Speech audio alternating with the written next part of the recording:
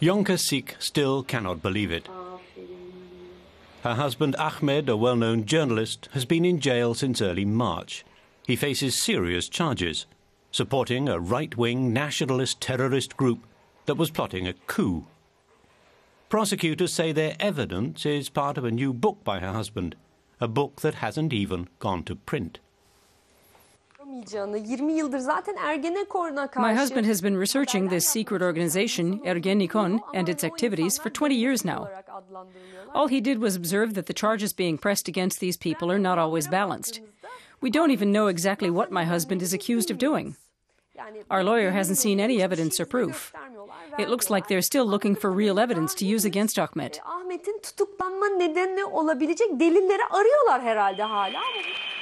Journalists and publishers in Turkey are increasingly concerned.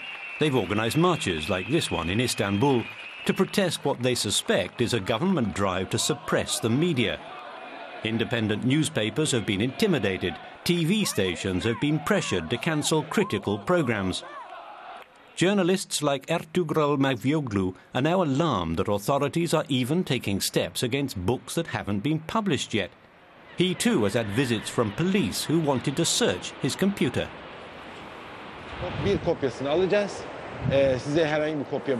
They asked me whether I had a copy of Ahmed Sik's manuscript. They wanted to copy it and then delete it from my hard drive. The prosecutor's order to confiscate the manuscript applied to anyone who had received it by mail, anywhere in the world. Anyone who doesn't hand it over voluntarily can be charged with supporting a terrorist conspiracy. Turkey has been asserting itself as a candidate for European Union membership, as a tiger economy and a player in the global arena. But human rights activists say the government is squelching moves towards democracy. Overzealous public prosecutors would take advantage of vaguely worded laws. Terrorist propaganda. What is terrorist propaganda if you don't define and limit the application of that law? And the current laws don't do that. So their vagueness means that almost any of us could find ourselves prosecuted under them. It's getting harder and harder for journalists to do their job. Staff reporters of the independent daily Taraf have lost count of the threats and complaints against their paper, but they refuse to be intimidated. If